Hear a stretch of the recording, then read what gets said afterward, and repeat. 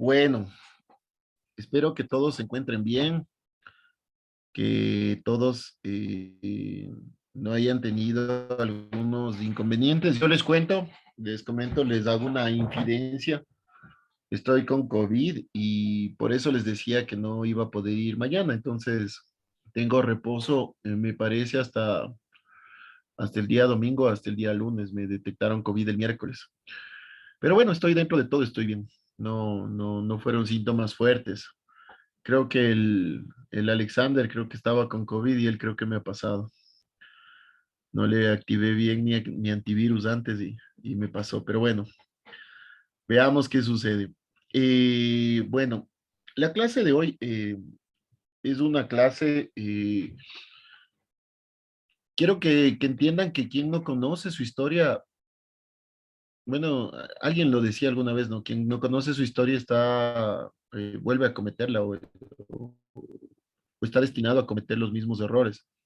Pero yo digo, quien no conoce su historia no sabe qué amar, o sea, no, si no conocemos algo, no podemos amarlo, no podemos quererlo, no podemos hacerlo nuestro. Entonces, en esta clase yo he preparado, bueno, el sílabus me indica que sigamos con expresión arquitectónica de elementos exteriores, pero bueno, quise ir un poco más allá. Espero que les guste, fue una clase preparada con mucho cariño para que entiendan un poco sobre nuestra historia, sobre nuestra realidad, para que entiendan un poco también de dónde venimos, por qué nuestra arquitectura es así, por qué nuestra pictórica es así. Les pido perdón que estoy en dos computadores, lastimosamente en la computadora donde tengo el usuario del Zoom, no tiene cámara, pero esta sí, pero en cambio esta no tiene el usuario de Zoom. Entonces, si me ven de perfil, les pido mil disculpas porque estoy en la presentación. Ya, no sé si tiene alguna pregunta, alguna inquietud.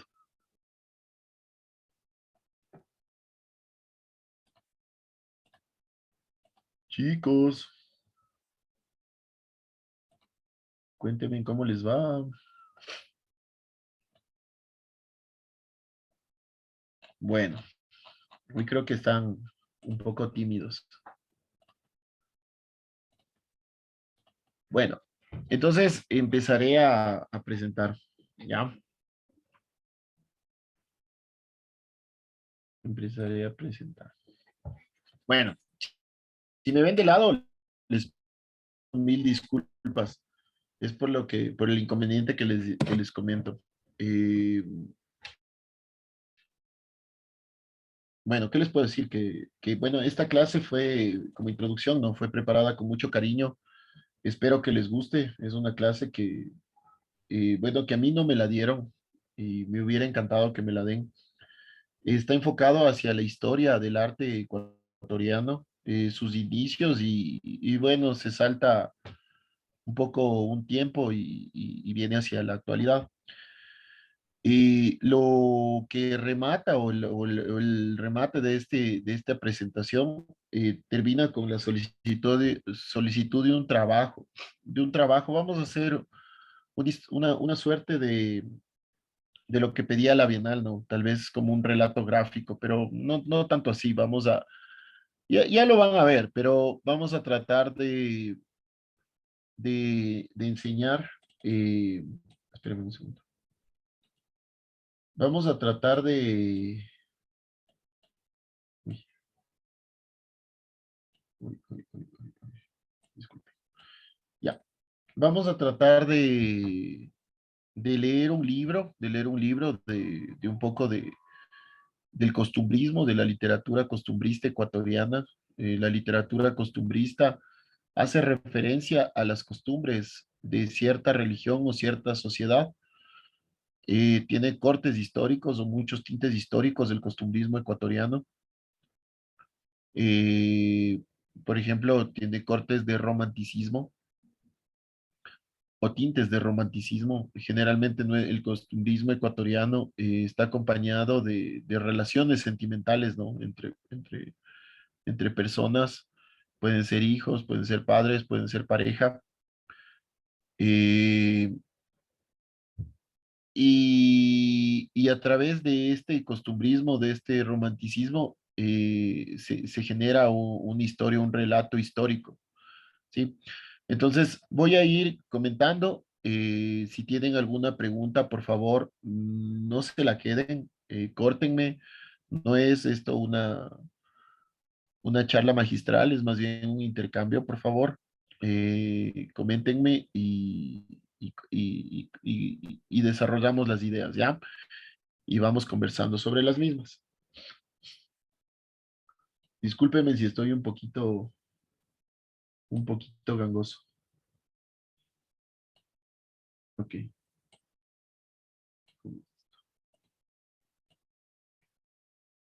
Ya. Bueno, y como les decía, esta clase tiene, eh, no sé si están viendo. Bueno, tiene la integración de elementos de ambientación entre sí con elementos arquitectónicos a través de la acuarela. Vamos a hacer el desarrollo, el trabajo en clase. Trabajo en clase es sinónimo de deber. Vamos a hacerle en acuarela. Vamos a dibujar el día a día y sobre todo a retratar la historia. La historia que vamos a leer o que, bueno, no leer, no necesariamente tienen que leer. A veces ya hay todo el libro, digo, ¿no? A veces hay resúmenes en Google, en algunos otros lados hay miniseries también que pueden ver y hacer el retrato histórico. Pero la idea de esto es desarrollar conceptos básicos, ¿no? Sobre la historia del arte ecuatoriano. Y también hacerlos nuestros, todos estos conceptos, poderlos hacer nuestros, todos estos conceptos, tenerlos presentes para que el momento que hablen ustedes versus con otros profesionales de arquitectura también sepan de lo que se está hablando, ¿no? Yo alguna vez tuve la oportunidad de tener algún intercambio con otro profesional arquitecto y no sabía, por ejemplo, quién era Caspicara o qué fue el arte quiteño.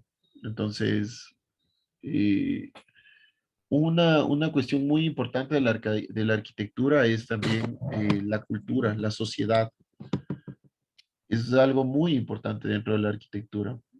Alguna vez una profesora nos decía, la única diferencia entre arquitectos e ingenieros es que el arquitecto es más culto. No sé, yo conozco muchos ingenieros muy cultos también, pero sí, dentro de nuestros pensum de estudios tenemos mucho lo que es teoría del arte, teoría de la arquitectura, o sea, cuestiones más sociales, más culturales, ¿ya? Entonces, bueno, también al final vamos a realizar un ejercicio, como les digo, vamos a retratar una historia, vamos a conocer nuestra historia a través de la arquitectura. Este es el contenido de esta presentación, ¿ya? Bueno, empecemos, ¿ya? Bueno, dentro del sílabus tenemos representación de espacios arquitectónicos, que es lo que ya hemos visto, que es la relación y proporción de la integración entre personas, vehículos, vegetación, etcétera, reales con elementos arquitectónicos de vista normal. Más sin embargo, aquí les dejo una pequeña frase como que queriendo entrar a dialogar con ustedes, como que queriendo provocar en ustedes algo. Y dice, no hay nada más violento que la pobreza. Melanie, me alzaste la mano, no sé. Sí, profe, me voy a desconectar un ratito, sí, no es mucha molestia, es que tengo que ir a mi casa, ahorita no estoy en mi casa. Claro, igual, la sesión va a quedar grabada, si es que tal vez alguno tiene que salir o lo que sea, y el enlace le subo al Portas para que ustedes puedan revisarlo después sin problema. No te preocupes, no, Ya, profe, no pasa nada. gracias. Tranquila. Bueno, y igual, por favor, si es que tienen alguna cuestión, no estoy tan pendiente del chat, ahorita lo vi medio por relancín el chat Y si desean, pueden cortarme, ¿no? Pero bueno, lo que les decía, ¿no? Hay una frase que es, no hay nada más violento que la pobreza. Nosotros en estos 18 días de paro nacional, que ya se acabó el día de ayer o el día de hoy, hemos visto un marcado terrorismo de Estado, creo yo. Yo lo he visto así. Cuando sale el presidente a indicar por cadena nacional que ahora sí vamos a utilizar el uso progresivo de la fuerza, que el derecho nos asiste, que dice que, o sea, ¿qué nos están diciendo detrás de eso? Nos están diciendo que ahora sí van a ser violentos cuando en las cárceles ahí sí no son tan violentos, ¿no? No son tan fuertes, tan musculosos como con el pueblo. Pero si creen que eso es violencia, la pobreza es mucho más violenta. Alguna vez yo veía mapas de calor de violencia doméstica. Un mapa de calor son, no sé, la ciudad de Quito, por ejemplo, la ciudad de Santo Domingo. Se generan manchas y va desde el rojo hasta el blanco, me parece. Y mientras más rojo es donde más violencia hay. Entonces yo vi alguna vez un mapa de calor de violencia y después le ponían o le transponían un mapa de calor de pobreza y eran exactamente en los mismos lugares. Y hay que tomar en cuenta que que la pobreza no lleva a una violencia per se o directamente, pero sí genera algunos factores para la violencia. Discúlpeme un segundo. Papito, estoy en clases, ya te llamo. Ya te llamo, ya te llamo. Chau, chau. Entonces, como les decía, la pobreza per se no genera violencia, pero indirectamente sí lo hace. O sea, no hay algo que nos diga que sí. O sea, si es que yo soy pobre, tengo que ser violento. No. Pero la falta de recursos económicos genera violencia doméstica. O sea, y atraída muchas veces por cuestiones psicológicas. Por ejemplo, atraída hacia personas, hacia mujeres, por ejemplo, hacia menores de edad, hacia adultos mayores. ¿Por qué? Porque muchas veces ahí se genera una violencia económica, cuando la mujer, cuando el esposo es el que trabaja, posiblemente en trabajos informales, y las mujeres son, por cuestiones culturales, son las que cuidan la casa, cuidan la chacra, no sé, cuidan a los adultos mayores, y llega el hombre, ¿no? Y trata más bien de desahogar esa impotencia que generan las calles con su familia, ¿no? Por eso digo, muchas veces es atraído más bien por factores, más bien que psicológicos, ¿no? Pero eso es la realidad de muchas personas, o sea, de muchas mujeres, de muchos niños, de muchos ancianos. Es la realidad. Entonces, por eso les digo, no hay nada más violento que la pobreza. Con esto les muestro o les demuestro que nuestra pintura ecuatoriana, nuestra pintura, tiene muchos tintes sociales, tiene muchos tintes de protesta social. Ya lo van a ver, pero tiene muchos tintes de esta marcada violencia que se ejerce de ciertos grupos a otros, o sea, de mestizos a indígenas o de blancos a mestizos e indígenas, de blancos a negros, etcétera, o sea, de hombres a mujeres, de hombres a niños, de hombres a ancianos, o sea, lo van a ver. Entonces, empecemos, ¿ya? Los pintores ecuatorianos. Eh, bueno, los pintores ecuatorianos son un importante eslabón en la cultura nacional gracias a su legado pictórico. Desde sus exponentes del barroco, como Manuel Samaniego, a representantes neofigurativistas, como Osvaldo Viteri. No sé si se acuerdan de Osvaldo Viteri, que les mostré un león hecho en una mancha. Yo les decía que eso era de Osvaldo Viteri, que él tiene una técnica de serigrafía, se llama. Coge el pincel y empieza a pintar, obtiene su retrato, su pictórica. Sí. Y como pintores importantes, realmente importantes, muchas veces se hablan entre unos 20, entre 20, 25, dependiendo del autor.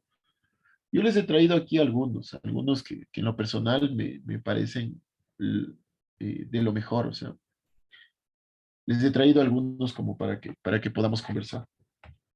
Bueno, destacar que durante el periodo colonial se desarrolló la escuela quiteña. La escuela quiteña,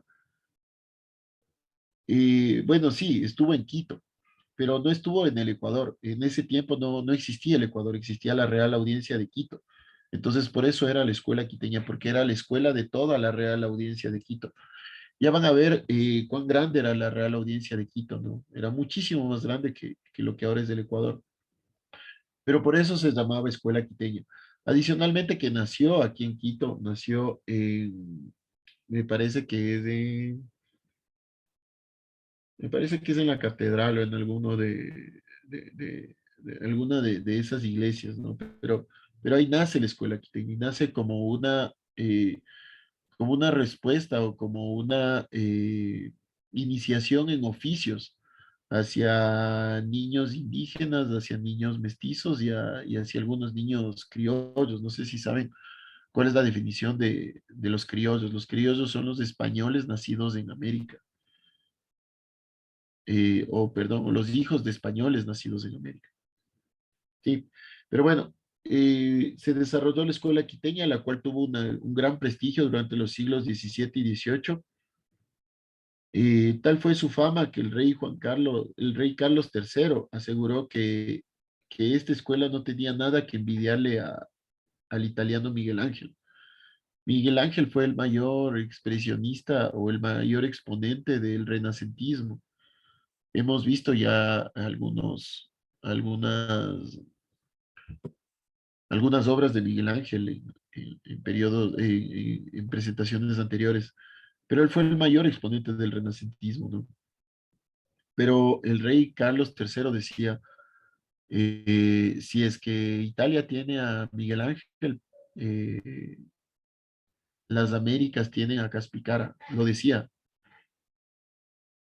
Y ya van a ver que en lo personal a mí me parece que tiene mucho más valor, me parece a mí que yo no soy experto en arte, me parece que tiene mucho más valor lo de Caspicara que de algunos autores renacentistas. Ya lo vamos a ver más adelante, pero sí, o sea, la escuela quiteña tenía muchos y valiosos exponentes. Aquí, por ejemplo, vamos a ver, este es el retrato de Guayasamín. Guayasamín retrató a muchos reyes, a cantantes, a princesas, pero lo interesante de Guayasamín es que también retrató a mucha gente de a pie, gente como ustedes, como yo, gente del pueblo, gente que se le cruzaba en la vía y él los retrataba. Guayasamín, un tipo, yo no lo conocí, pero un tipo que decían que era un tipo muy humilde, muy entregado a su obra, muy entregado a su pueblo. Él nunca desconoció su origen. Alguna vez él dijo, eh, frente a presidentes, no me acuerdo, en alguna cumbre, en algo, o creo que fue en la inauguración de la Casa del Hombre, él decía, yo soy indio, mi nombre es Guayasamín, yo soy indio. Carajo, o sea, así lo dijo. Él no desconocía su origen, ¿no? Otro exponente tenemos Humberto Mor o Moré, Bolívar Mena Franco, Gonzalo Endara Crow. Esto es increíble lo de Gonzalo Endara Crow. Y lo de Eduardo Kingman, que también hace una reseña o una crítica ante el clasismo y el racismo que existían en épocas actuales o que existen en épocas actuales. Y de lo que él hacía hasta ahora no ha cambiado nada.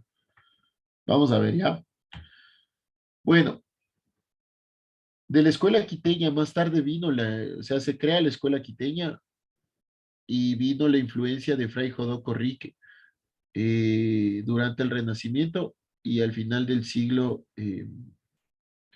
XIX se despertó el movimiento indigenista. En el siglo XX salieron a la luz importantes pintores que se resistieron a ser parte de la corriente del realismo social, que denunciaba las condiciones de vida. Los aborígenes buscaban adoptar nuevos estilos desde el extranjero, de vida de los aborígenes, y buscaron, sí, hay algunos otros autores.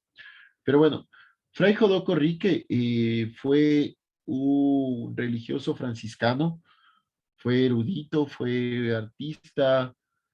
eh, Él construyó el convento de San Francisco eh, y claro, creó la Escuela de Artes y Oficios, San Andrés, que llevaba, le cambiaron a San Andrés después por el virrey del Perú. Pero Fray Jodoco Rique fue un innovador, digamos, ¿no? Él fue el que trajo, o el primero que empezó a sembrar trigo en América para hacer cerveza. También fue abogado, bueno, que no fue Fray Jodoco Rique, ¿no? Esto es una de las expresiones de la escuela quiteña, ¿no? Los negros de Esmeraldas, de Andrés Sánchez de Hualqué, en el siglo XVI, si lo pueden ver. Esto salió de la escuela quiteña. Pero bueno, la escuela quiteña se llamó al conjunto de manifestaciones artísticas y de artistas que se desarrolló en el territorio de la Real Audiencia de Quito. Todo esto era el territorio de la Real Audiencia de Quito. Ustedes han escuchado que alguna vez un presidente, Sixto Durán Ballén, dijo, Ecuador así será un país amazónico. Sí, porque el Amazonas cruzaba por todo el Ecuador. Pero bueno, ya después, ya nos quitaron, hubo sesiones, hubo guerras, se llevaron el territorio. Cuando hubo lo de la Gran Colombia, se cedió parte del territorio nacional. Cuando hubo la guerra, la primera guerra con el Perú, se cedió esto. O sea, hubo un montón de cosas ahí. Pero Ecuador llegaba del Pacífico al Atlántico, ¿no? Entonces, la escuela quiteña alcanzó su época de mayor esplendor entre los siglos XVII y XVIII, llegando a adquirir gran prestigio entre las colonias americanas. También se consideraba, sí, eso también es importante, se consideraba una forma de producción y fue una de las actividades más importantes desde el punto de vista económico de la Real Audiencia de Quito. Acá se dieron muchos artistas que empezaron a vender su arte y fue y fueron importantes ingresos para la Real Audiencia de Quito. Sí, bueno, vamos a la escuela quiteña. La escuela quiteña, el barroco quiteño, ¿no? Tras la fundación de la ciudad en 1534 y el crecimiento de la primera generación de quiteños, se vio la necesidad de crear un sitio en el que estos pudiesen educarse correctamente. Así que se encomienda esta labor al profesor Juan Griego, quien se encarga de enseñar a leer y escribir a los habitantes de la pequeña villa, en una escuela que funcionaba en la catedral debido a la falta de un lugar apropiado.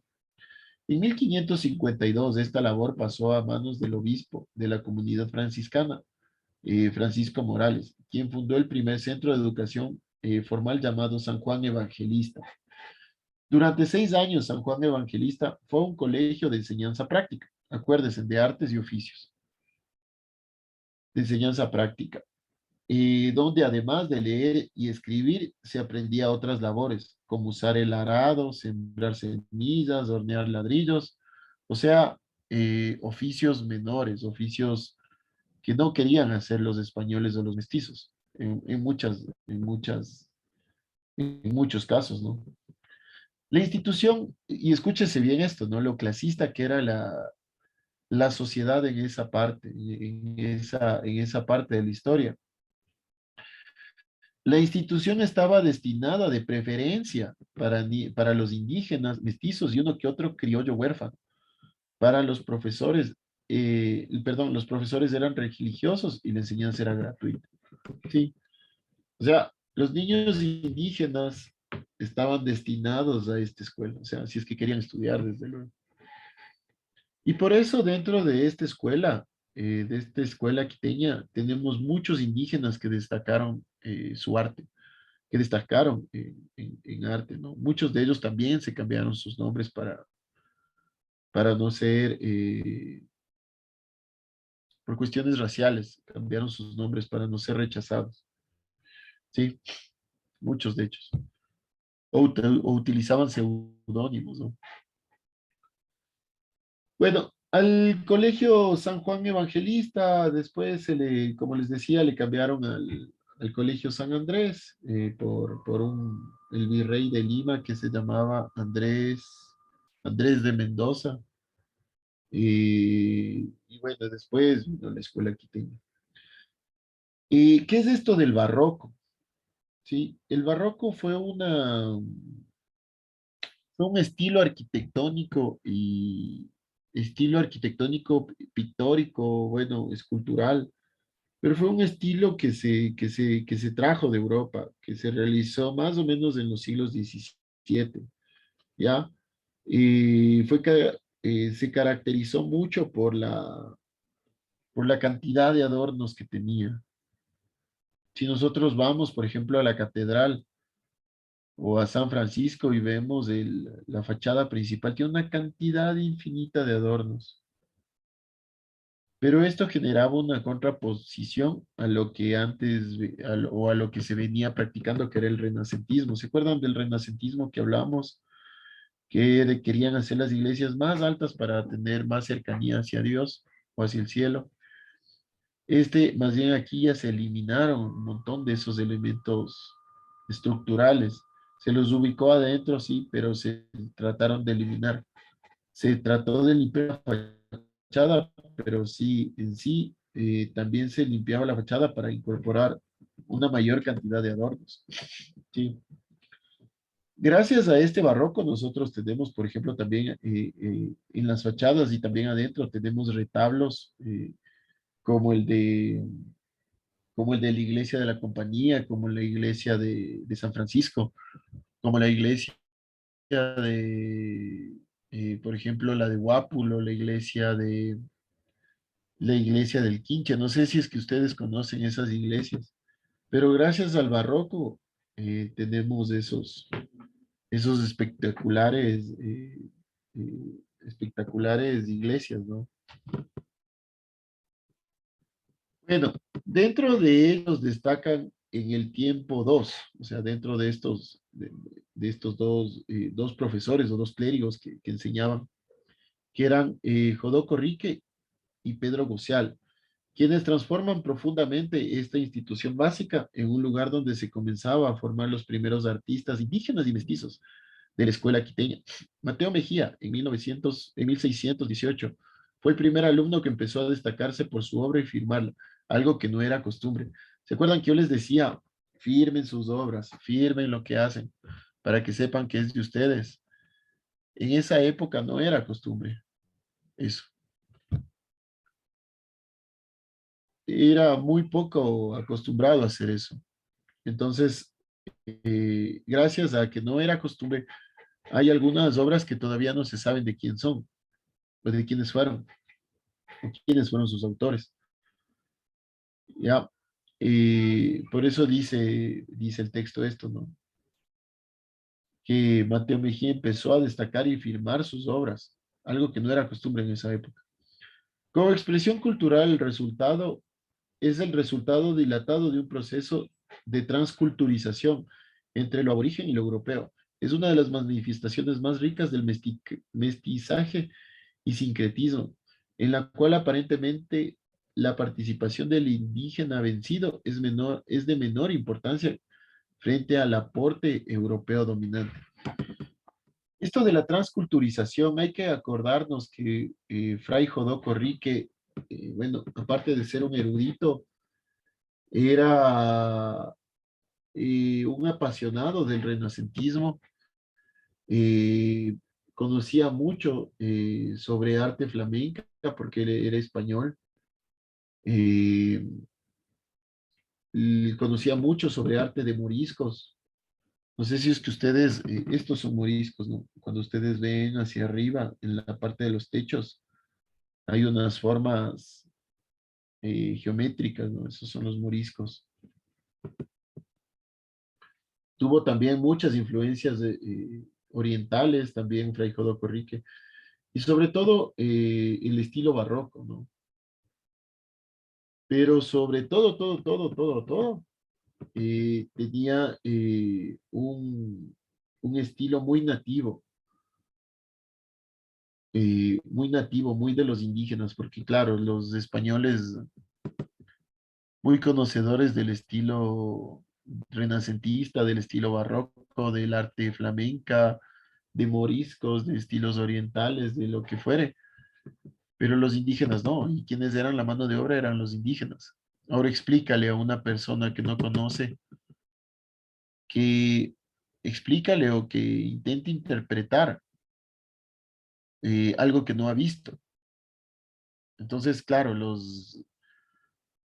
por ejemplo, los españoles venían e intentaban explicar las gárgolas. ¿Y qué es una gárgola? Es que la gárgola es quien protege a las iglesias, son elementos monumentales que con unas caras muy feas y protegen a las iglesias del diablo.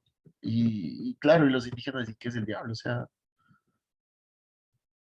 entonces, claro, ellos hicieron, por ejemplo, sus gárgolas. Si vamos, por ejemplo, a la Basílica del Voto Nacional, las gárgolas son en formas de tortugas, de iguanas, de monos, eh, elementos protectores que existían dentro de nuestra cultura.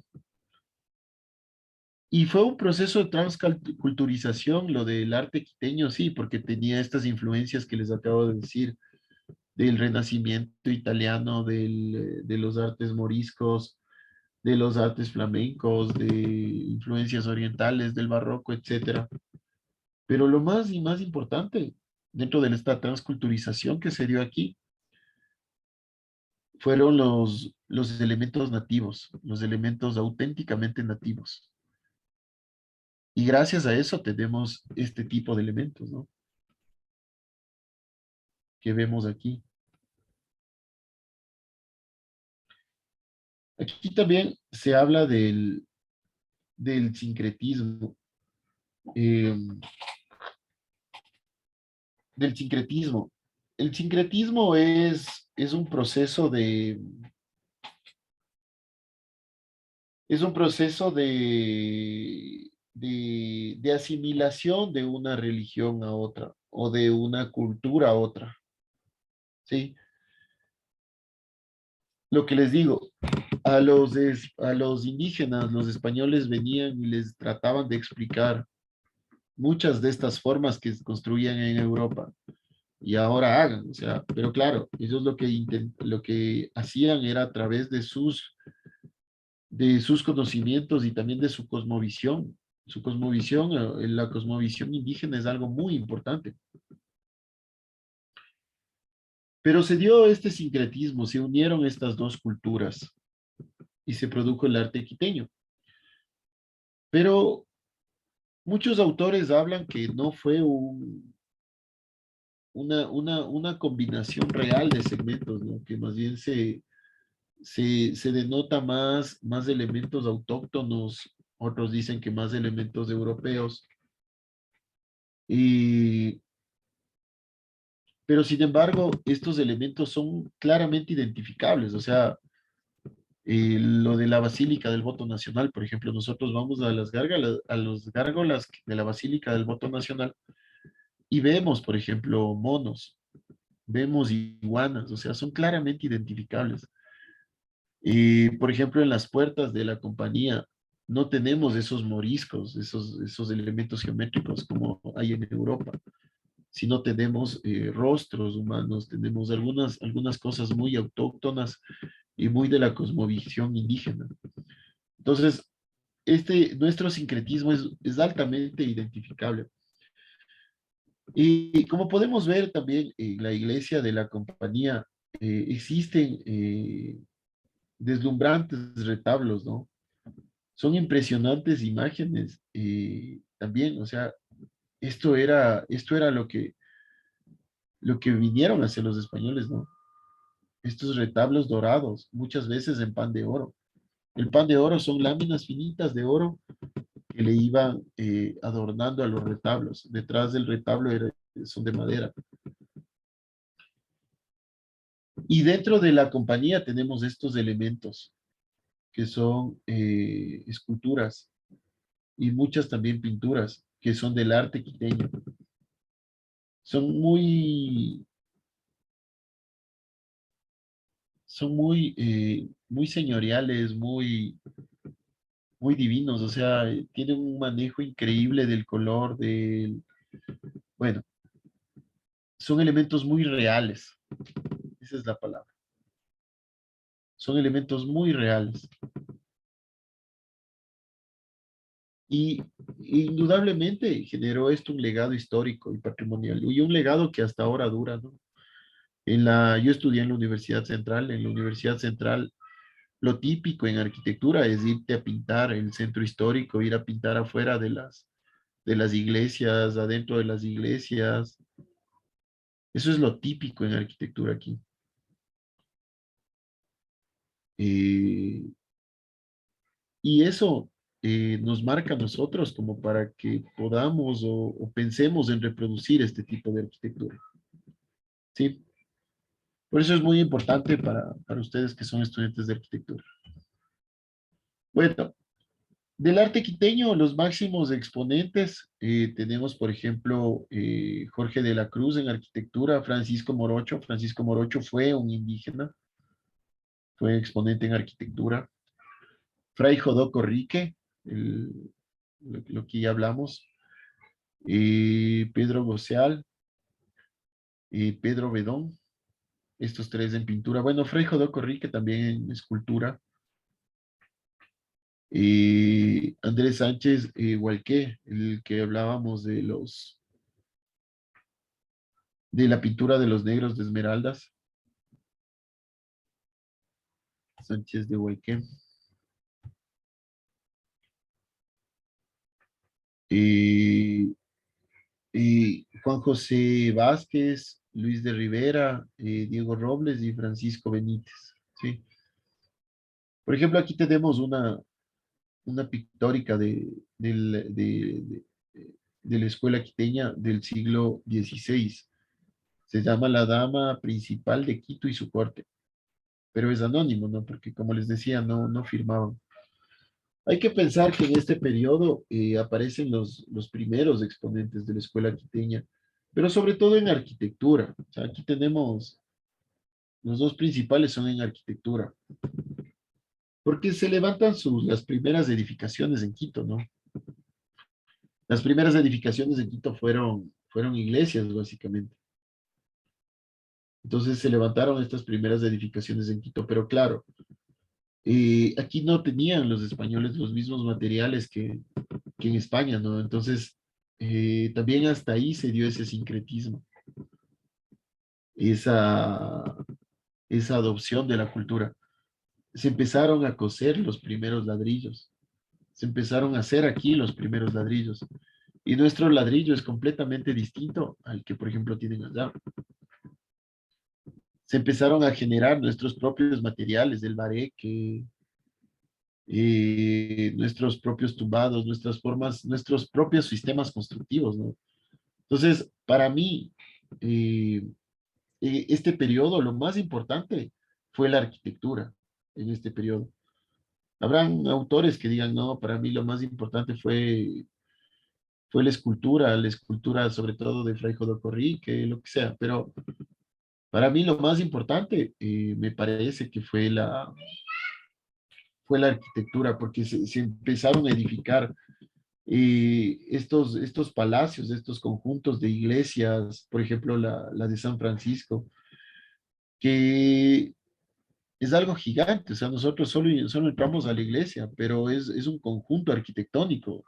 San Francisco, quienes puedan venir, les invito a que lo hagan y traten de entrar a todo el convento de San Francisco. Tiene hasta una cervecería San Francisco, ¿no? La cervecería de Fray Jodoco Riquel. La iglesia de San Francisco, por su tamaño, no tenía rival en América. O sea, no había algo tan grande como la iglesia de San Francisco en toda América. Pero bueno, sí, la pintura no es que despegó del todo, no dio o empezó a dar sus primeros pasos. No existen así trabajos tan representativos en esta época, ¿no? Eh, pero bueno, también hay exponentes. Pasamos al siglo 17. A ver, 17, no, este es 17, está mal puesta. Bueno, en el siglo XVII, sus máximos exponentes fueron Fray Antonio Rodríguez, el hermano Marcos Guerra, Pedro Cantos, Juan Olmos, Pampite. Juan Olmos también Pampite es algo increíble. Hernando de la Cruz, Miguel de Santiago, Isabel de Santiago, Nicolás Javier Borivar. Bueno, empecemos ahora sí, ya entremos en la parte más de escultura, ¿no? Pampite. Pampite tiene unas cosas increíbles. Esto es en San Agustín. Este es el Cristo crucificado, se llama. Cuando uno se acerca a esta imagen o a esta escultura, uno denota la forma del rostro de Cristo, el cuerpo sangrante de Cristo. Es algo increíble lo de Pampite, es impresionante cómo llega a tal detalle dentro de la escultura, a tal detalle dentro del alisado de los rostros o del color que utiliza para los cuerpos. Es un Cristo que está sufriendo, ¿no? Y Pampite los llega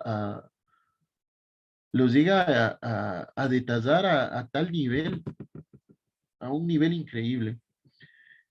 Bueno, lo de Miguel de Santiago, por ejemplo, esta es la Virgen Alada, se llama, Miguel de Santiago. Esta Virgen es nada más ni nada menos que después se convierte en la Virgen del Panecillo. El gobierno francés le regala al gobierno ecuatoriano un halago, un elemento, un monumento, y se hace la Virgen del Panecillo, ¿no? Pues no es muy similar la Virgen Alada con la Virgen del Panecillo, pero esta es una Virgen muy hermosa, es muy hermosa. Pero Miguel de Santiago tiene una hija, que es Isabel de Santiago. Ya vamos a hablar sobre Isabel de Santiago. Lo de ella es algo para que vean lo clasista que era esta sociedad. Es algo, no sé, algo único, creo, ¿no? Pero bueno, en este periodo, sí, ya empieza a aparecer bastante sobre la pintura y empieza a dar sus fuertes pasos sobre la pintura y también sobre la escultura, ¿sí? También, lógicamente, por la arquitectura, pero ya se hace menos arquitectura que en el anterior periodo. Isabel de Santiago, vamos a hablar primero de Isabel de Santiago. En lo personal, Isabel de Santiago fue una de las mayores y mejores exponentes dentro de pintura del arte quiteño. Genera unos elementos, un expresionismo, por ejemplo, si pueden ver los rostros de estos ángeles, los rostros de esta Virgen María. Es algo impresionante lo de Isabel de Santiago. Ella fue la hija de Miguel de Santiago, pero, eh,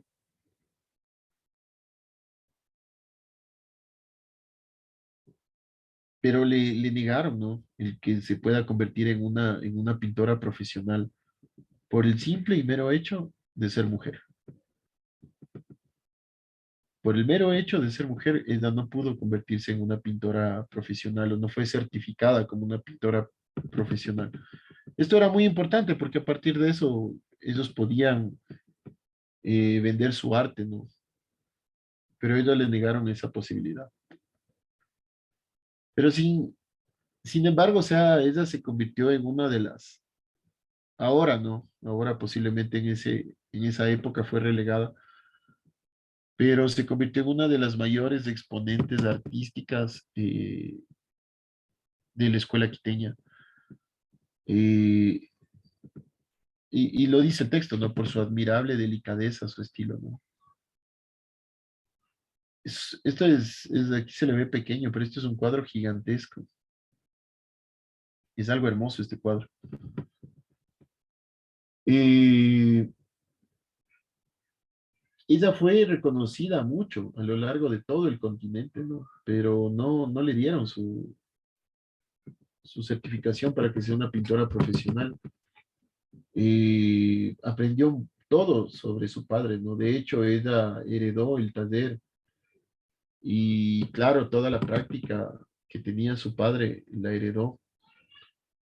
Y, como les decía, fue negado su certificación profesional por el hecho de ser mujer.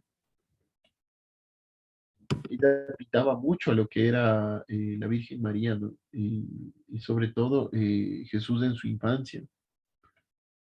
Si ustedes ven, por ejemplo, los rostros, ¿no? También de estos niños, de estos ángeles, la expresión que provoca. Pero, uy, ¿qué hice? ¿Qué hice? Ya. Pero Miguel de Santiago, su padre, él llega a la escuela quiteña, claro, porque Miguel de Santiago no era ni mestizo, no era ni criollo, era un niño indígena. Sus padres eran indígenas. Su padre, él realmente se llama Miguel Bisuete, ¿no? No se llama Miguel de Santiago, Miguel Bisuete, pero queda huérfano a temprana edad. Y, y lo adopta un señor, no me acuerdo el nombre de este señor, pero lo adopta eh, Hernando de Santiago, lo adopta Hernando de Santiago y, y le dio su apellido, ¿no? Entonces por eso es Miguel de Santiago, ¿sí? Pero, digamos, él más bien adopta ese apellido, Miguel de Santiago, gracias a su padre adoptivo, digamos. Y a él sí le permiten pintar y todo, pero a su hija no, o sea, en conclusión, ahí ustedes se preguntarán, ¿no? ¿Qué era peor ahí, ser indígena o ser mujer? Ahí está la respuesta. Creo que peor era ser mujer, ¿no? Tenías menos derecho. O sea, a eso me refiero. Pero lo de Isabel de Santiago es increíble. Bueno, en el siglo XVIII fue el último siglo de la escuela quiteña. Aquí tenemos los más grandes exponentes, Bernardo de Legarda, por ejemplo, en escultura, Manuel Chili, conocido como Caspicara. Caspicara, en lo personal, me parece lo mejor que dio la escuela quiteña. Ya les voy a explicar. Manuel de Samaniego, Vicente Albán, Francisco Albán, María Estefanía Dávalos y Maldonado. No sé si ustedes han escuchado Pedro Vicente Maldonado o la Condamine. La Condamine fue un geógrafo francés que vino a medir el meridiano y estableció que el Ecuador era el centro del mundo, o la línea ecuatorial era el centro del mundo y la línea ecuatorial pasaba por el Ecuador. Pedro Vicente Maldonado fue su ayudante o su contraparte dentro del Ecuador.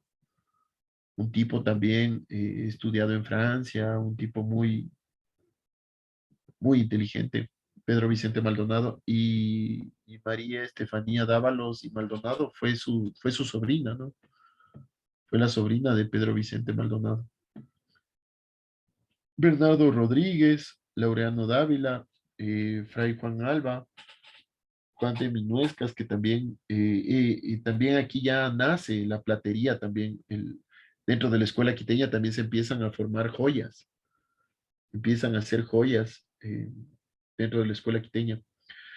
Pero bueno, Caspicara, ¿no? Caspicara, Manuel Chili, hijo de indígenas, y Caspicara era su seudónimo, no sé si lo decían por burla, no sé, o así empezó tal vez, pero era Caspicara. Caspicara viene de dos vocablos quichuas, que es caspi, que es madera, y cara, que es corteza. Entonces, no sé si cara de madera, cara de corteza, no sé, pero eso era Caspicara. No sé si porque trabajaba mucho con madera, porque tallaba madera, eh, o no sé, pero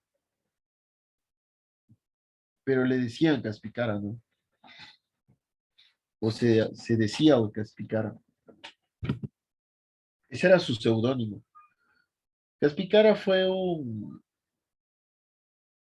escultor indígena. eh, Fue uno, yo creo que el más importante de los exponentes de la escuela quiteña. Eh, eh, lo que él hizo es increíble, o sea, acuérdense que el rey Carlos III decía que si Italia tiene a Miguel Ángel, las colonias americanas tienen a Caspicara. Y sí, o sea, lo de Caspicara es increíble. Esto se llama la sábana santa. Miguel Ángel tiene algo muy similar, que es la pietà o la piedad, que es, ¿por qué digo similar? Porque los dos hacen un elemento, un retrato a un elemento histórico, que es cuando Cristo baja de la cruz. Entonces, claro, la piedad es María que sostiene en sus piernas a Cristo. Pero no sé, para mí no hay mucha escala, ¿no? Entre los dos, entre Cristo y María. Aquí yo creo que sí, o sea, pero esto es hermoso, o sea, el Cristo aquí por lo menos es un Cristo humanizado, es un Cristo que se le ve el rostro de dolor. Igual María es una mujer que está perdiendo a su hijo, o sea, es una mujer que está implorando al cielo. Cristo igual, o sea, es un cuerpo inerte, es, es, es humanizado, es un Cristo humano, es un Cristo que sufre, es un Cristo que sangra, es un Cristo que suda. Y María es una mujer que sufre también, ¿no?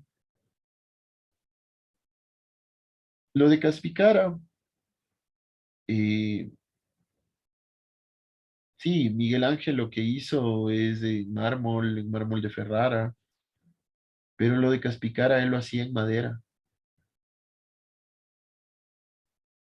Hacía en madera, después recubría en yeso sus esculturas, después les daba un vitrificado, después les daba un pigmento, después les daba un detallado. O sea, es un proceso recontra más largo, o sea, es un proceso, no sé. y llegaba a estos elementos. Este brazo, yo no sé cómo lo cuelgo, cómo lo conecta, pero es hermoso, realmente esto es hermoso. Esto está en la Catedral de Quito. Y les pido, chicos, que si algún día vienen a Quito, vayan a verlo. Yo algún momento cuando estaba de su edad lo fui a ver y me quedé impresionado. Me preguntaba cómo lo hizo. El detalle en los cabellos de las mujeres es increíble. En las manos, en el abdomen de Cristo, en la sábana. Es impresionante lo de Caspicar, es hermoso, realmente es hermoso.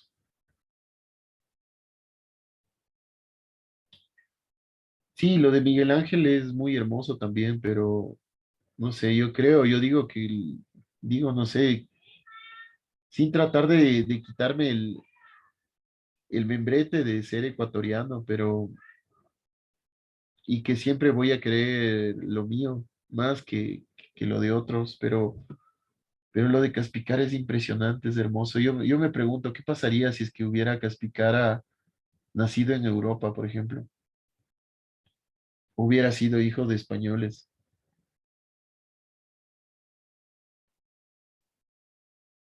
Es increíble lo de Caspicara. Si ustedes ven, aquí no se ve, pero los ojos de este Cristo, cómo muestra agonía, ¿no? Es increíble. Bueno,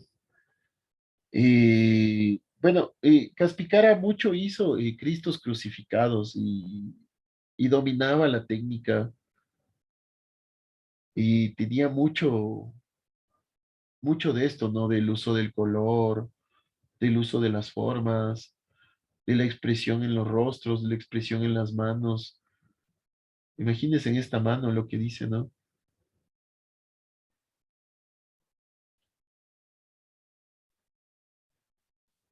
Bueno, bueno, hemos conversado de los siglos XVI, XVII y XVIII del arte quiteño, pero bueno, más ya trayendo un poco más hacia la actualidad. Eh, Guayasamín, a mí en lo personal es uno de mis autores favoritos. Guayasamín es increíble también. Guayasamín fue hijo de padre indígena y madre mestiza. En contra de la voluntad de su padre, Guayasamín se inscribe en la Escuela de Bellas Artes de Quito y se consagró como pintor y como escultor. Desde el comienzo de su obra dio muestras de protesta social, aspectos que hizo tomar distancia de la escuela. Aquí yo alguna vez leí que él fue expulsado de la Escuela de Bellas Artes de Quito, lo que después fue la Facultad de Artes de la Universidad Central. Yo escuché o lo leí que él fue expulsado, en algún otro lado leí que más bien se fue a hacer un diplomado en México. Y no sé si es lo uno o lo otro, pero el tener tintes de protesta social dentro de una escuela conservadora no estaba bien, ¿no? Entonces, bueno, él se fue a México, al fin y al cabo. Bueno, con un estilo expresionista, sus lienzos expresaron las injusticias y el dolor que enfrentó la humanidad en el siglo XX, especialmente bajo las dos guerras mundiales. Guayasamín tuvo tres etapas del Cañán, la edad de la ira y la edad de la ternura. Bueno, algunos otros autores lo definen con cuatro etapas. Eh, Algunos otros autores hablan sobre, no por etapas de Guayasamín, sino hablan sobre la pintura, la escultura y los murales que hacía Guayasamín. Pero bueno, nosotros lo que nos interesa es la pictórica de Guayasamín. Pero su obra era muy humanista, ¿no? Reflejaba mucho el dolor, la miseria que había en la humanidad. denunció mucho la violencia. Él hablaba que el ser humano es el monstruo del siglo XXI. Él hablaba mucho o le marcó mucho las dos guerras mundiales, sobre todo por los genocidios y campos de concentración que se dieron en la segunda, y también las dictaduras y torturas que pasaron en América Latina, ¿no? Hay que pensar que Guayasamín se fue a México eh, a estudiar y él empezó a recorrer, bueno, ya les voy a explicar un poco más adelante esto, pero él empezó a recorrer América y se dio cuenta que la clase indígena era muy excluida. Y él decía, wow, eso no solo pasa en mi país. Guayasamín hizo un mural en el aeropuerto de Barajas. El aeropuerto de Barajas está en Madrid.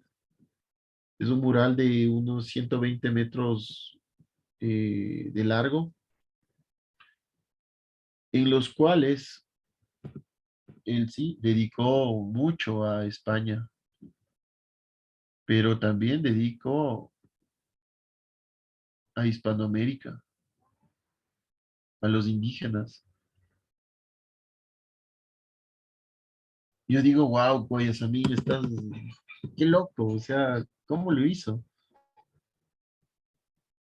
Imagínense a España, su tierra, su aeropuerto, irles a poner a los españoles cuestiones de Hispanoamérica.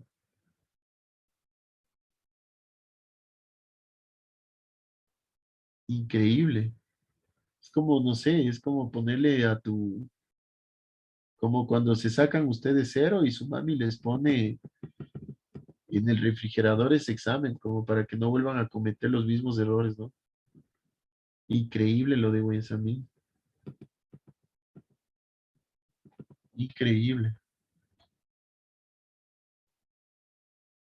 Y en este mural él habla mucho sobre la resistencia indígena que hubo, ¿no? Y sobre el mestizaje.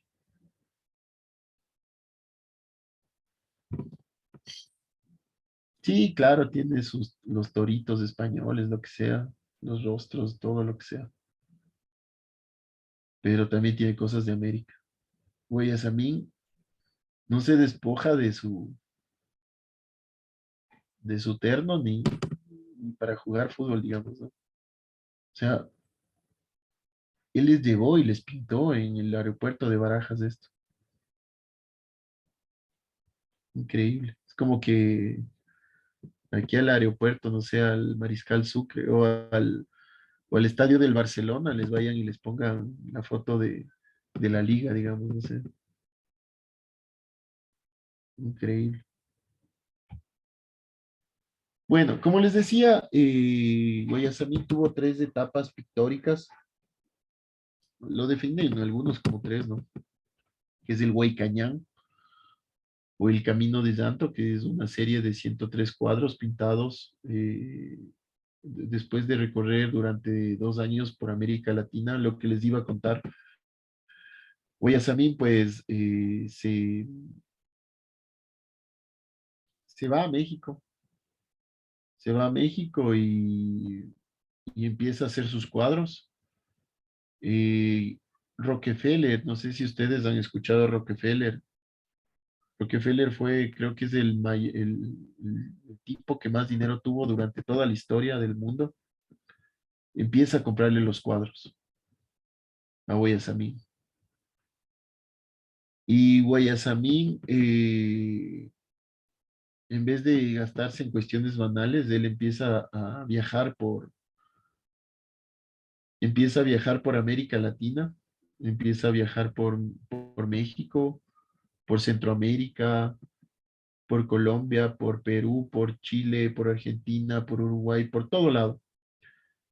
Y se encuentra que en todos los lugares la sociedad indígena era la sociedad oprimida, era la sociedad que era más recurrentemente pobre. Entonces él se dice, ¿y por qué? ¿Y por qué si esos son los dueños de esta tierra? Los que vinieron fueron a colonizar.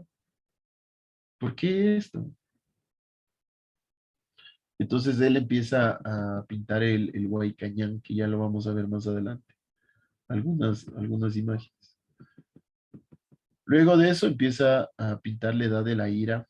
Guayasamín, cuando fue adolescente, eh, bueno, a Guayasamín le llaman el pintor de la luz y de la tragedia. Eh, el pintor de la luz y de la tragedia de América, le decían, ¿no? Guayasamín fue el primero de 10 hermanos. Eh, y en una de las protestas sociales que hubo aquí en Ecuador, cuando Guayasamín era adolescente, uno de sus amigos, de sus grandes amigos, muere, le matan en un levantamiento, en un levantamiento civil, le matan por parte de,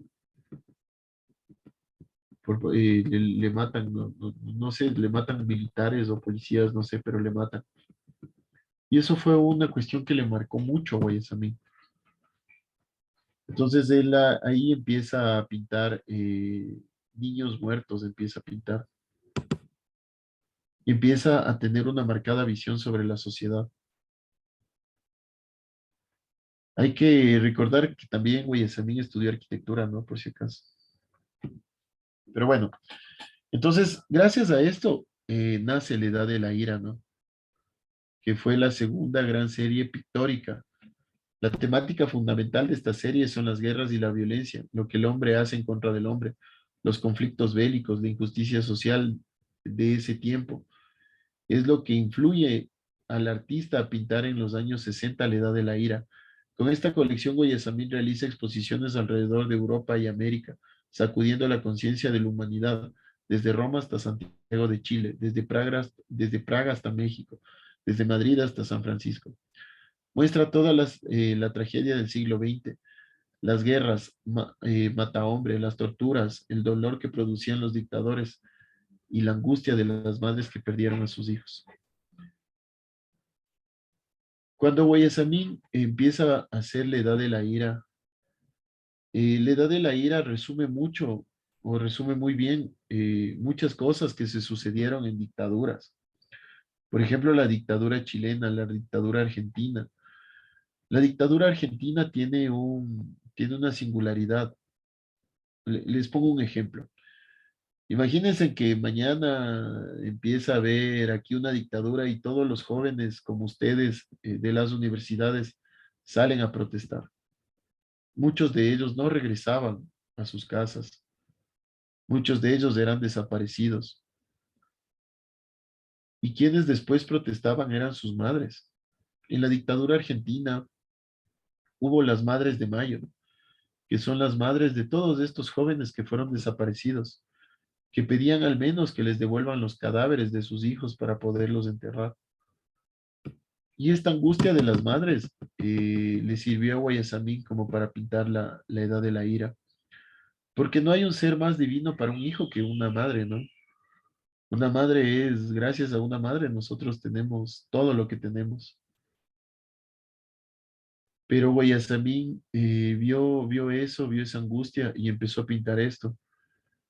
Y a partir de eso nace su tercera etapa, que le denominan Mientras vivo, siempre te recuerdo, o la edad de la ternura.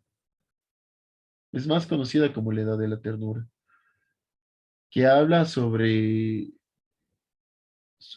el amor de una madre, ¿no? O sea, esta serie, Guayasamín la dedica a su madre y a todas las madres del mundo, en cuyos cuadros podemos apreciar colores más vivos que reflejan el amor, la ternura entre madres e hijos y la inocencia de los niños.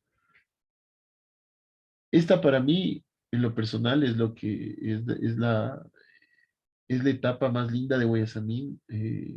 Unos rostros increíbles, un expresionismo increíble.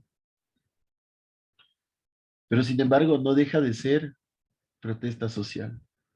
Vamos a ver. Esta, por ejemplo, es de la edad de la ternura. Es una mujer claramente indígena. Es una mujer con su hijo, con su hija, claramente también indígenas.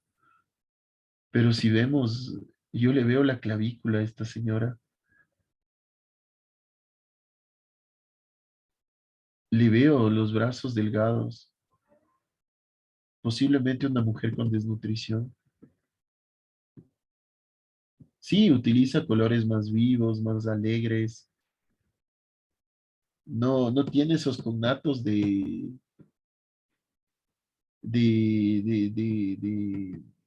no sé, ese diálogo social que tiene antes en sus anteriores cuadros. Pero sin embargo, yo le veo las costillas. Yo le veo los ojos hundidos. Para mí, por lo menos, es una mujer posiblemente que está desnutrida, no sé, que no tiene alimento. Entonces, yo creo que Guayasamín no deja ni siquiera en su mejor de sus, en la mejor de sus etapas, que fue la edad de la ternura, no deja esa protesta social. Bueno, uy, ¿qué pasó? Ya. Esta, por ejemplo, esta es de la edad de la ira. Tears of Blood, que es lágrimas de sangre. Qué increíble la expresión en las manos, ¿no? Los ojos, el uso del color, la cromática, the cry o el llanto también, en la edad de la ira. Miren, este es del tercer, el grito número 3. Este es el que me parece más increíble, con esas manos deformadas, posiblemente por trabajar, por arar el campo, esa nariz aguileña, ¿no? Seguramente es gente indígena. Y bueno, también este es del Huaycayán, de la primera etapa. Es Rosa Zárate, decapitada. No sé si es que hay algún chico de aquí de Quindé. Realmente se llama Rosa Zárate, gracias a esta valiosa mujer. Si no fue la primera, fue una de las primeras feministas ecuatorianas eh, que estuvo involucrada en la revolución independentista del siglo XIX, ¿no? Rosa Zárate trataba peleaba mucho por la libertad y sobre todo también por la libertad de las mujeres, pero ella fue encontrada por el ejército español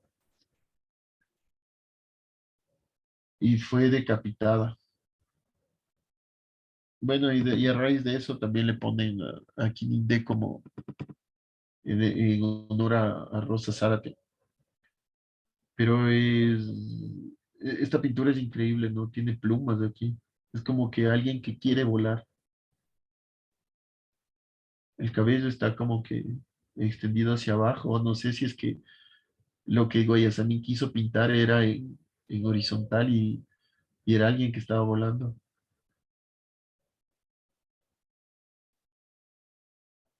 Ok. Bueno, como yo les decía, Guayasamín, hay otros que también dicen que hablan de una cuarta etapa que hacía retratos. Él retrató a muchos artistas, a muchos presidentes, amigo personal de Fidel Castro, por ejemplo. Retrató a Rigoberta Menchú, que fue una lideresa indígena, Premio Nobel de la Paz. Y también se hizo un autorretrato. Lo increíble de este autorretrato es que, no sé, yo me he hecho autorretratos y trato de ponerme con formas alegres, sonriente, me trato de quitar años, claro, las arruguitas por ahí. y con colores vivos, pero él se hace con colores grises, con una cara cansada, con los ojos caídos, o sea, se lo ve cansado. No sé cuál sería el objetivo de él, ¿no? Hay que pensar en eso. Bueno, este fue para mí es el más grande expresionista que ha habido, ¿no? Fue Osvaldo Guayasamín. Bueno, vamos ahora a otro, Camilo Egas. Camilo Egas, les traje, me parece bueno, Camilo Egas. No es de mis favoritos, pero bueno, es bueno. Camilo Egas nació en Quito en 1889, hizo parte del movimiento indigenista y combinó la pintura costumbrista. Esta pintura costumbrista es lo que hablábamos, ¿no? De que se pinta costumbres o las costumbres de las personas con otras corrientes del arte contemporáneo. Eh, prolífica obra, más allá de esta mezcla, y los críticos consideran representante del realismo social, el surrealismo, el neocubismo y el expresionismo abstracto. Camilo Egas fue un tipo que sí, también se formó en la Escuela de Bellas Artes de Quito, ¿no? Que después fue la Facultad de Arte de la Universidad Central. Pero también, bueno, él se fue después a estudiar en París, en Madrid, en Italia, en Europa. Y creo yo que de lo que he leído, él trató de buscar una singularidad, o sea, no pintar lo mismo que los demás, quiso destacar. Y creo que lo hizo a través del indigenismo, ¿no? Pero en lo personal, para mí es un indigenismo que no muestra una realidad. O sea, sí nos está mostrando, esta se llama la cosecha, nos está mostrando cómo se cosecha todo, pero no nos muestra lo que nos mostraba Guayasamín, el dolor de eso, ¿no? Y para mí también que utiliza un argumento como el del indígena con su vestimenta, sus formas, que no dan una realidad, una verdadera, no sé, no muestran la realidad de la sociedad. Es más como un residuo de un tiempo, ¿no? Y yo le veo a este retrato a los ojos y sí, está lindo y todo, pero no me causa lo que me causa Guayasamín, digamos. Cuando yo veo los retratos de Guayasamín, eh, uno se queda impactado, se queda, o sea, comparemos estos ojos de dolor, de angustia, de impotencia,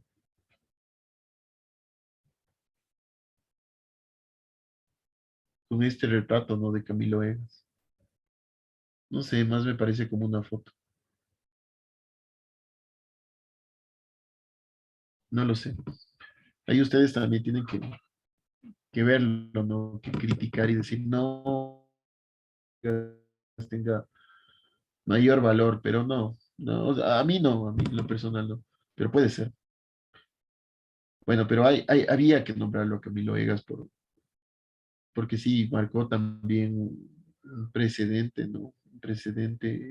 Yo creo que él trató de destacarse por esto, pero sí, y lo hizo, ¿no? Y lo logró.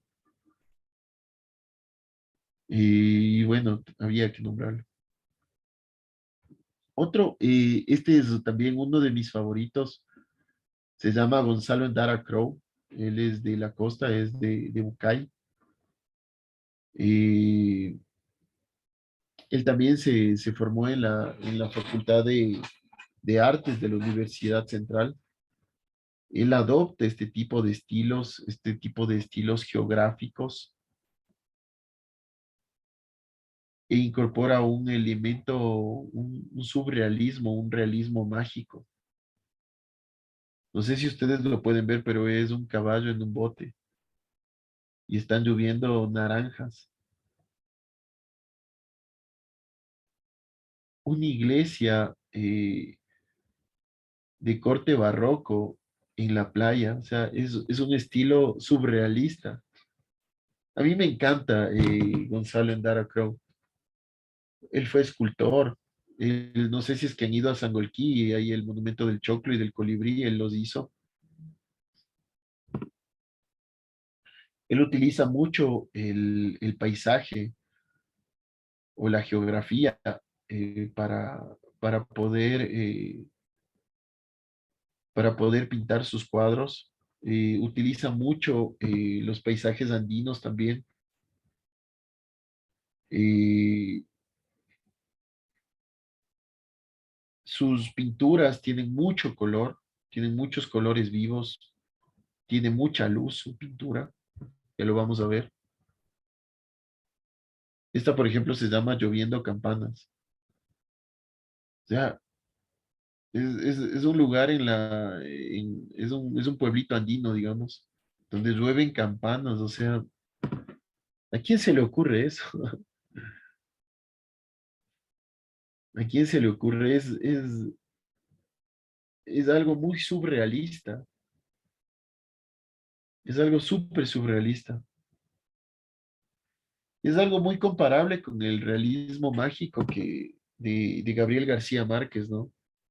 No sé si es que lo han leído a Gabriel García Márquez, pero él hablaba de esos pueblitos recónditos, no había nadie, y empezaba a mezclar la realidad con la ficción, este realismo mágico. O sea, si nosotros le quitamos estas campanas a este cuadro, es hermoso, ¿no? Pero es lo que llama la atención. Esto es lo que llama la atención. Y Gonzalo Endara Crow llegó a exponer sus cuadros en Europa, en Asia, bueno, en muchos lugares. Y su argumento es esta transformación, esta mutación del paisaje con algunos otros elementos. Seguramente si es que él no hacía estos elementos, posiblemente esto pasaba por desapercibido, tal vez esa pintura. Pero él mezcló este surrealismo, este realismo mágico con estos elementos andinos, ¿no?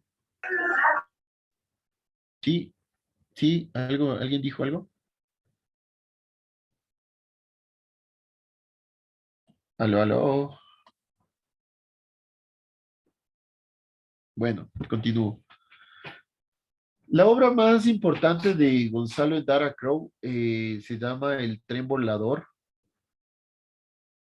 que es esta.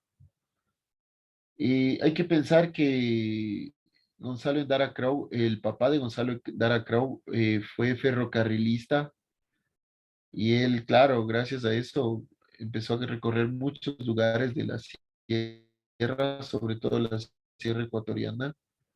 Nace en Bucay, ¿no? Era un destino del tren. Y él encantaba, ¿no? El tren.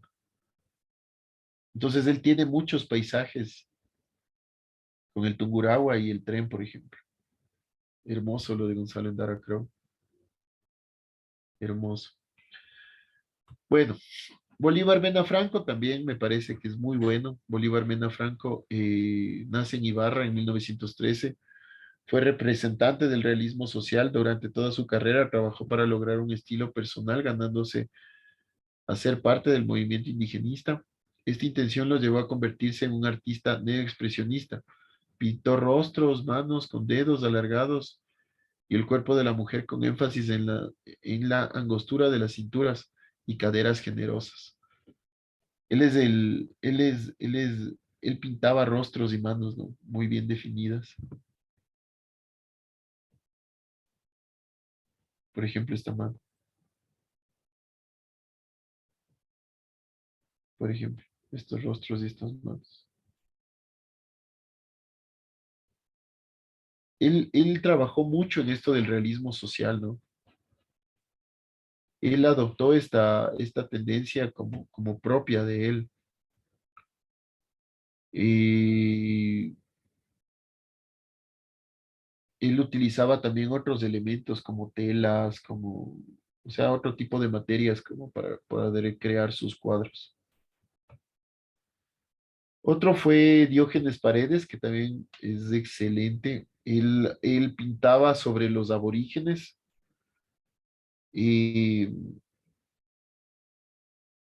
él le obsesionaba esto de los desprotegidos, ¿no? De los desprotegidos y documentó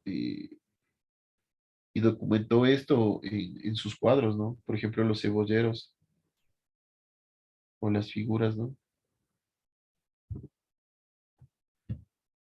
Eduardo Kingman, Riofrío, para mí también uno de mis favoritos. Yo tengo por aquí, tengo un libro de Eduardo Kingman, Lojano de nacimiento. Bueno, Eduardo Kingman Riofrío, conocido como el pintor de las manos, es creo que uno de los más grandes maestros del expresionismo y del indigenismo, ¿no? Eh, Pintor de las manos, porque aparecía siempre en sus cuadros porque aparecen siempre en sus cuadros, se diferencian por expresar en sus obras ideas políticas y sociales relacionadas con el dolor y el maltrato indígena. Su obra se encarga de un fuerte sentimiento de tristeza, desesperanza, producto de la injusticia social. Pero la vida de Eduardo Kingman también es media particular, ¿no? Kingman no es un nombre muy singular aquí. Él es hijo de un médico estadounidense que viene a Portobelo cuando empezaron las mineras aquí en Portobelo. Y este médico se enamora de una señora Río Frío y con ella tuvo tres hijos. Luego de un tiempo este médico se va, se regresa a su país y ya ahí quedan tus hijos por poco. De esta señora Rosita de Río Frío. Esta señora se vuelve a casar con un señor Córdoba y se mudan todos a Quito. Eh, claro, o sea, Eduardo Kingman siempre le encantó la pintura, el arte, pero estando acá extrañaba mucho Loja, extrañaba mucho. Entonces una forma de él de transmitir extrañar su tierra fue empezar a pintar. Y él pintaba lo que recordaba, ¿no? Y lo que recordaba era esto, o sea, el maltrato que había en los indígenas dentro de las haciendas, eh, el- la desesperanza que sentía esta gente, ¿no? Y Eduardo Kingman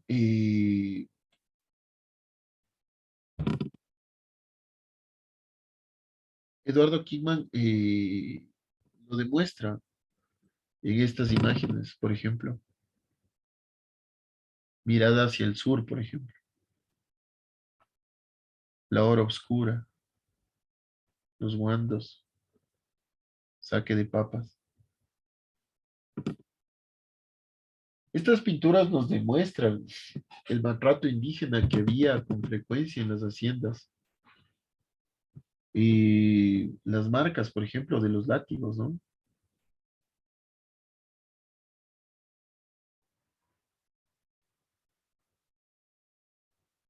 En esa época, y cómo se burlaban alrededor, ¿no? Los mestizos. En esa época, los patrones de la hacienda desnudaban a los indígenas y los empezaban a azotar.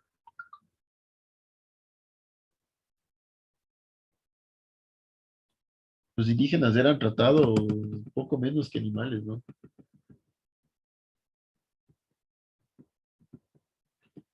Por ejemplo, en este cuadro se ve cómo se transportaba la carga, ¿no?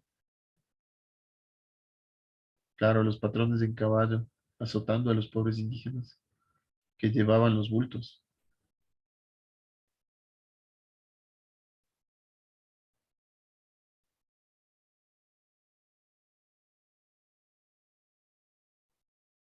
Este cuadro, por ejemplo, muestra la vida en el campo, en la cosecha de papas, el rol que tenían las mujeres, ¿no? Mientras cosechaban las papas, estaban con su bebé envuelto.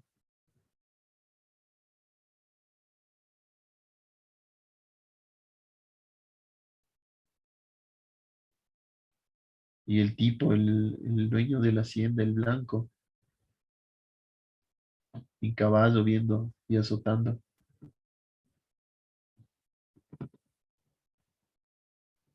No sé ustedes, pero a mí me causa dolor ver. Bueno, este es Osvaldo Viteri. Osvaldo Viteri es zambateño. Nace en 1931. Él colaboró, él trabajó con Osvaldo Guayasamín. Él es arquitecto de profesión.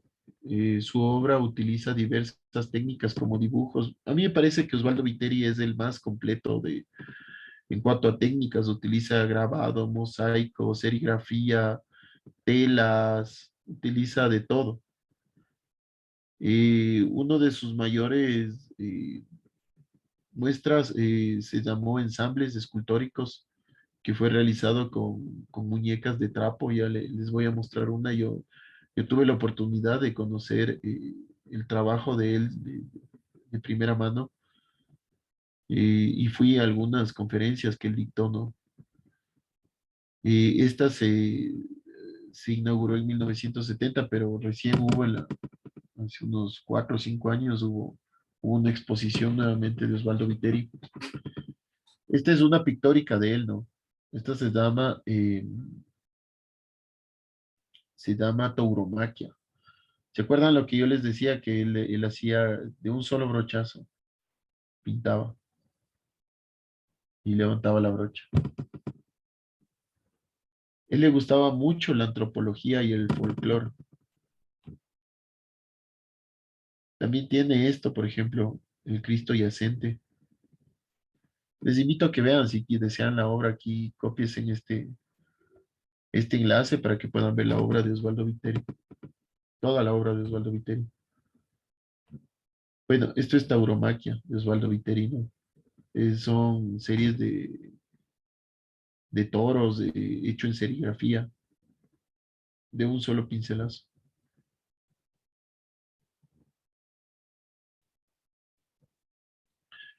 Y esto, por ejemplo, es de ensambles, se llama ensambles, que son muñequitas de trapo.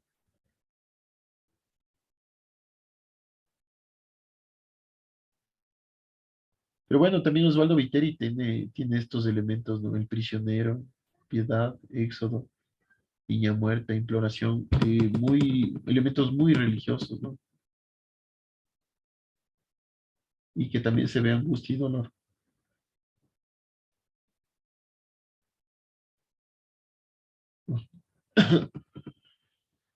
Bueno, espero que les haya gustado. Vamos ahora a pasar a hablar sobre el trabajo en clase. Les presento a esta señora. Ella es Dolores Cacuango, más conocida como Mamá Lulú, Mamá Dudú, Dulu. Dolores Cacuango fue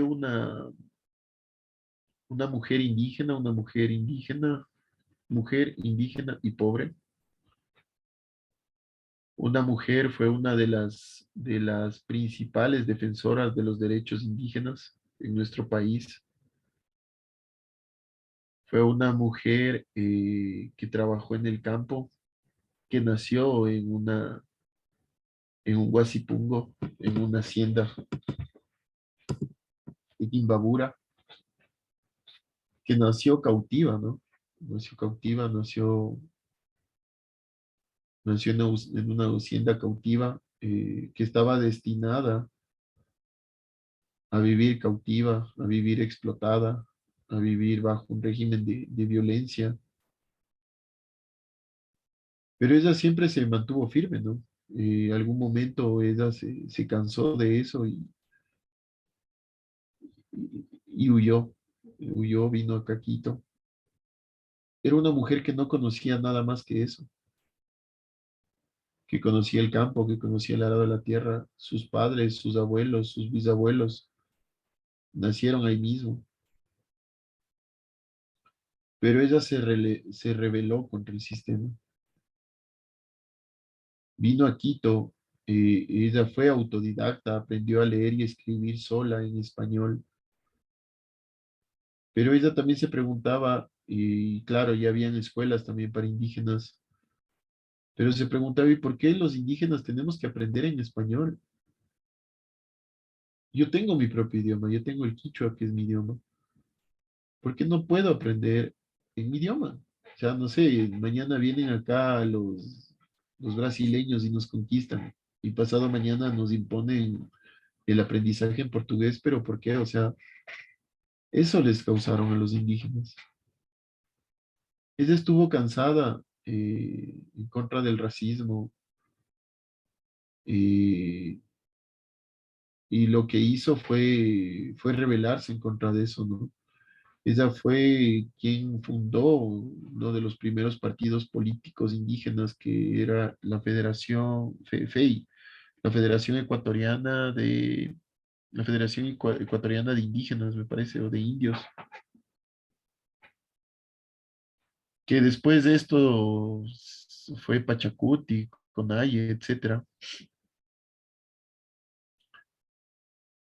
Y ella defendió mucho los derechos de la mujer, sobre todo los derechos de la mujer indígena y sobre todo los derechos también de la enseñanza intercultural, o sea, en español y en quichua, ¿no? Les he traído esta imagen de Mamá Dulú o de Dolores Cacuango,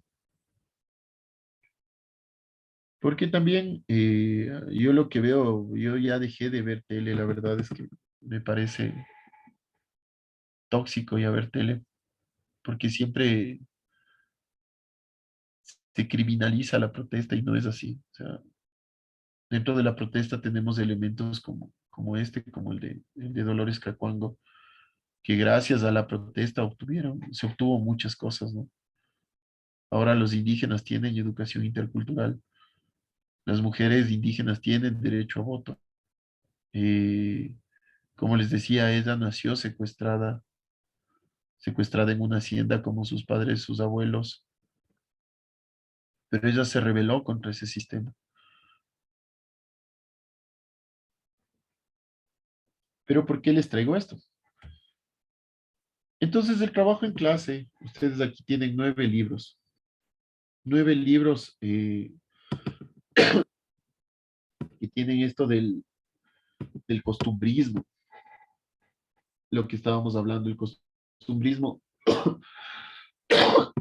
perdón, que es el costumbrismo es un movimiento artístico, ¿no? Que relata costumbres de la sociedad. Pero nuestro costumbrismo o el costumbrismo ecuatoriano también tiene romanticismo o estos recursos literarios románticos, ¿no? Que hablan sobre las relaciones entre hermanos, entre esposos, entre hijos, etcétera. Y también tienen unos relatos o elementos históricos. Esta es nuestra literatura ecuatoriana. Por ejemplo, yo he leído Huasipungo, es una novela hermosa, preciosa. He leído también Las Tres Ratas. He visto Los Angurimas ahí en miniserie. Los Angurimas, me parece que Siete Lunas y Siete Serpientes también. Las Cruces sobre el Agua de Joaquín Gallegos Lara también es hermosa. Y bueno, y A la Costa también me parece que también la vi en miniserie, o creo que hay película de A la Costa. Entonces, les voy a pedir que como trabajo en clase ustedes seleccionen una de estas 9 y dibujen.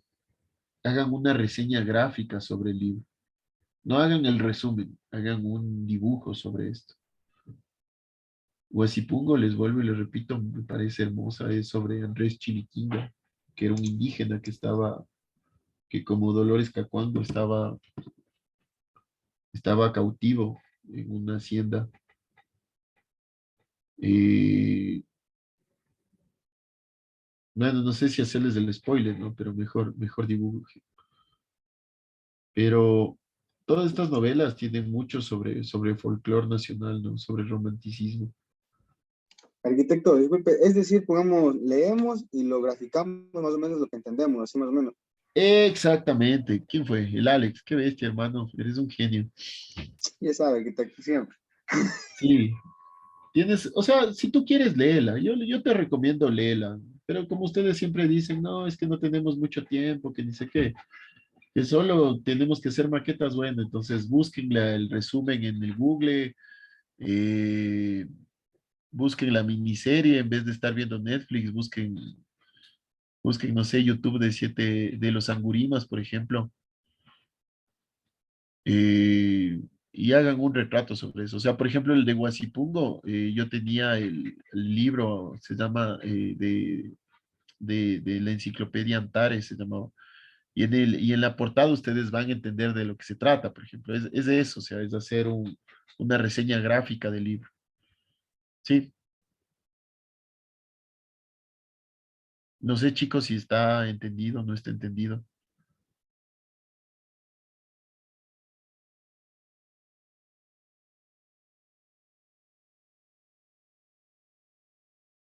Bueno, entonces es eso. Y bueno, al final con esto termino. Les dejo esta reflexión. Esto es en Quichua, Amaquilla, Amayuya y Amashua. No ser ocioso, no mentir y no robar. Esto es lo que nos vendían como cosmovisión indígena, ¿no? Yo por lo menos lo entendí en Huasipungo, en el libro de Huasipungo. Es lo que les decían a los indígenas, ¿no? Cuando cuando los patrones, los de la hacienda, eran los que hacían todo esto, ¿no? Pero para ellos era prohibido, ¿no? Pero bueno, esto es un fundamento que ahora rige mucho a la cosmovisión indígena, se quedó muy impregnado, se quedó muy marcado dentro de la cosmovisión indígena. Eh, y lo utilizan ahora como los mestizos como algo recurrente, un argumento recurrente cuando ellos reclaman sus derechos, ¿no? Pero bueno, les dejo esto como para que lo conversen, lo vean. Eso es, chicos. No sé si tienen alguna inquietud, alguna pregunta. No, profe, todo claro, pero si de repente ya había tomado asistencia, como yo llegué un poquito tarde, ¿para que si no puedo No, poner? no, no se preocupen. Yo entiendo que en estas clases virtuales posiblemente lo bueno de estas clases virtuales es que quedan grabadas. Si es que ustedes desean, pueden recurrir a la grabación.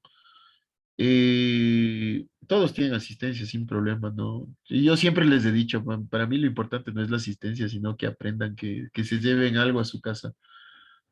Si ustedes desean, pueden ir, si no, no pueden ir, pero lo importante es que se queden con esa espinita y vayan a seguir investigando, ¿no? Posiblemente yo les estoy mintiendo con lo que les digo ahorita, ¿no? Pero está en ustedes que también generen sus propios criterios, ¿sí?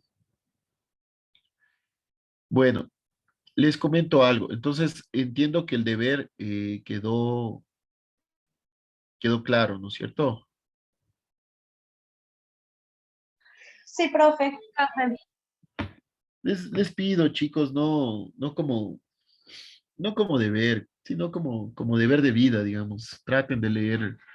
Si no pueden todos, aunque sea tresitos. Si no pueden tres, aunque sea dos. Si no pueden dos, por lo menos un hito, lean. O vean el dibujo, vean el resumen en Google, no sé. Pero nuestra literatura ecuatoriana es muy hermosa, o sea, ya dejen de ver la novela, no sé qué novela ahora está, la de esta chica que es reggaetonera. Ya dejen de ver esa novela y vean, por ejemplo, la miniserie de Siete Lunas, Siete Serpientes, es interesantísima, ¿no? Y bueno, les comento también que del 4 al 8 hay que pasar notas. Entonces, para lo cual yo creo que tenemos 4 deberes realizados, que es el primero que había que dibujar o retratar algo icónico de Santo Domingo.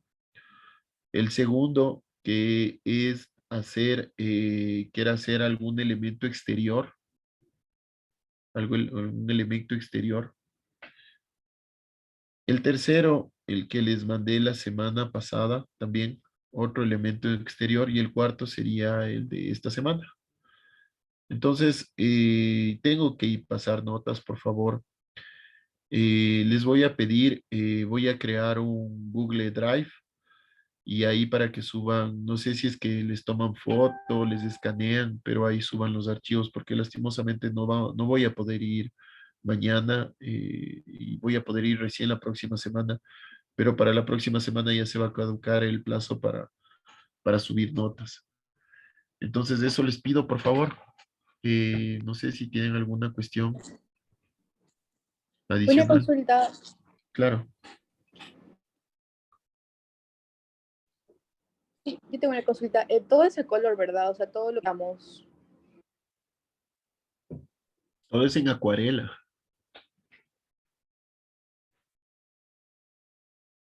Lo, Sí, ajá, por eso, o sea, todo por ahí. ajá, exacto, Agatha. Gracias. Esa era mi duda. Sí, sí. Entonces, por favor, ayúdenme con eso. Eh, bueno, espero que les haya gustado esta clase. Esta clase fue hecha con mucho cariño. Espero que la hayan entendido, que la hagan suya, que vayan y revisen. Si es que están por aquí, por Quito, vengan a las iglesias, desen una vuelta por el centro histórico. eh, conozcan su arte, su historia, ¿no? Porque esta historia es de todos, ¿no? Eso, muchachos, espero que les haya gustado y les mando un abrazo. Igualmente, profe, que se recuperen. Muchas gracias. Gracias, igualmente. Que Igual, esté bien. profe, muchas gracias. Sí, Espero arquitecto. pronto. Pila. Y ya, pues, muchachos, un abrazo. Cuídense mucho.